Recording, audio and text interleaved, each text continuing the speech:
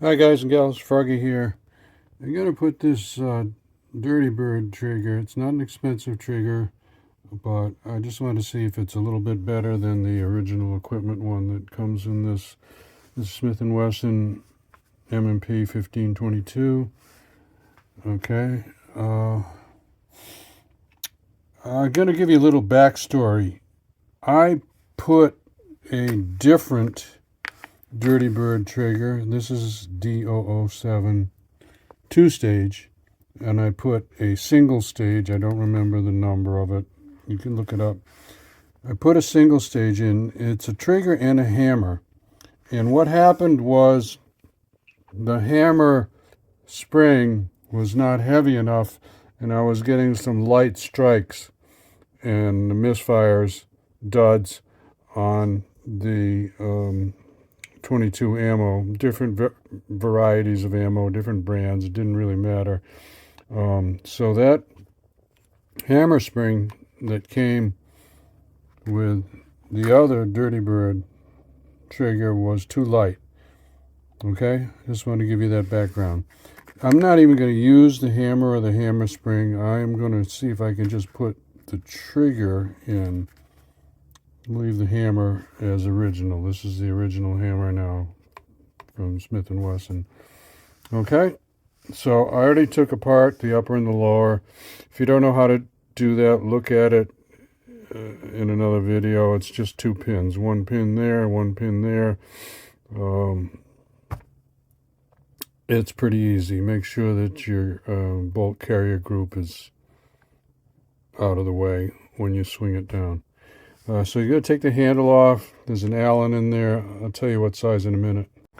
Well, it turns out it was 3/16. I never would have guessed that, but go figure. Anyway, it's long, so you have to turn it a lot. There's two springs. Don't lose the springs. There's one on my original. It's blue right there. And there's another one that comes out, came out with the handle on mine. So one of those is the safety. It's this one is the safety. And the other one is a spring that holds this little slider in there. Now, there's also, on the end of one or the other of these springs, there's a little end to it, a little tip, TIP, end to it. So don't lose that. So there it is there right in the middle of the screen. It's for the safety. So as soon as I touched my finger on the safety, it popped out of that hole. Okay, so don't lose that. When it goes back in, the rounded off end goes towards the safety. Let's see the rounded off end. Well, the one for the takedown pin also has a little tip on the end of it. See it right there? I just press your spring back in, and there's the tip that's showing. So don't lose that either. We're going to take the safety out. I found it came out easier if I cocked the hammer back. Otherwise, there was some tension on there. So take the safety out, put it aside. Now the hammer and the trigger are both under tension with these springs in there, and they have two pins that go through the lower receiver. So you're going to have to knock the pins out, use a brass punch, and make sure that you've got everything captured so that when the pin comes out, it doesn't go flying. So the hammer comes out first. See, I've got my left hand on, taking the pressure, pressing down against the spring tension. Sorry, focus. And there's the hammer pin, and it's got grooves in it, one in the middle, one on each end, and they all look to be equal spaced. Okay, so I don't think it matters which way it goes, in or out. Now look where the legs go. See, I'm running my finger there. It's a blue spring in my case. Look where those legs go, because they have to go back there that way before you press down. You press down on everything and then run the pin through. So the legs go that way. The hammer spring goes around the hammer like that. I'm just taking it right out now. See where the legs are? And see how the spring is wrapped around the hammer. Okay? I'm going to reuse that whole thing. That's original tension.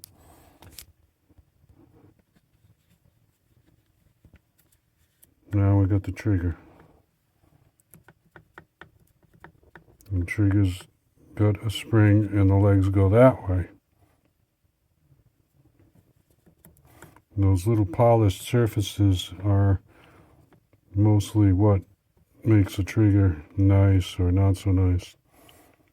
It's pretty dirty in there too. I'm going to have to clean this up. The 22s run awful dirty.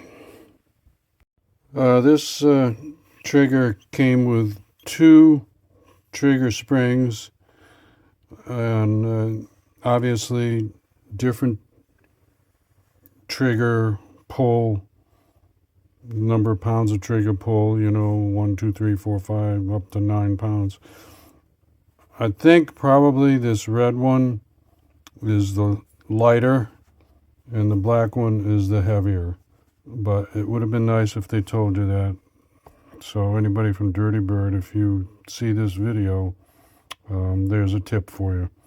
So I'm going to put it in using the red one and try it out. And if it doesn't work, I'll try the other one. And then this original one, where is it? This original one over here, I'll just keep. That's probably 5 or 6 pounds. I'm sorry, I should have tested it, but I didn't. Well, let's put this red one in. I'm sorry, I was pointing it at the hammer spring when I was talking about the trigger. The trigger spring is there. That one is the original one. I'm thinking it's probably 5 or 6 pounds. And I'm going to replace it with that one. Okay? Again, we just got a trigger pin. Capture it so it doesn't go flying.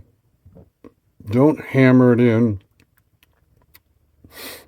They go in and out based on how much pressure you're putting and the rotation. You don't want to damage these holes on the receiver. The pin right in the middle looks the same as the hammer pin, but I'm going to keep them separated. And a lot less tension on this spring than the hammer spring. Okay? So this short spring is also part of the trigger assembly. Here is the original one coming out. It's got a blue short spring in there. This one is red. And that piece is also part of this new Dirty Bird trigger. The trigger is assembled this way. I did find out that the red spring is lighter than the dark spring, the black spring that comes with the kit. Okay? So this is a disconnector spring right there. Make sure that you've got this part of the trigger assembled the correct way. Don't flip it over the other way. See how that flat goes up against the disconnector spring. Make sure the spring is this way. That's how it came in the box. Put a punch through there to hold it all together. Now we're going to drop this in to the lower receiver and put that original pin back through. I found a little trick to get that pin through, and this is important. Pay attention. You want to hold down with one hand, get the pin started, then you want to take your punch or your drift pin and put it through the other side. See, right now it's all the way through, but put this through the other side and use this to help align. You can use two or three different sizes. This one is much smaller than the pin. But use this to help align everything, because you've got 1, 2, 3, you got 4 or 5 different holes that you're lining up. So don't hammer on it, don't force it. You should be able to go in with finger pressure, and then the little grooves in the pin are going to line up with the spring and hold it into place. You follow me? It's not held into place by a tight pressure fit so much as just those grooves in the pin. Okay? So that should be right. Now you have to use the hammer. I was thinking you could use the trigger part separate from the hammer, but they're obviously different. So this hammer that came with this kit is going to have to be used. Okay, so this one's got more tension on it. And I just hope on this 2-stage Dirty Bird trigger that this has enough tension so that I don't get misfires like I did on that 1-stage Dirty Bird trigger. This is a side-by-side of the trigger pins. On the left is the original Smith & Wesson, on the right is the Dirty Bird. So you will notice the Dirty Bird is a shorter pin, and it's also only has a spring retention groove on one side, not on both sides. So just pointing that out. I'm not saying it's better or worse. I think probably this is a little bit better. They're the same diameter.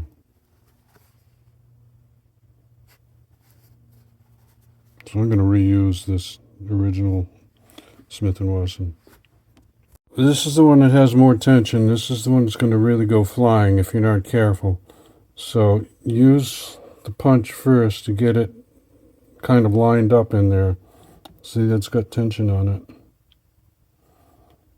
I'm going to take the punch out and put the pin in carefully.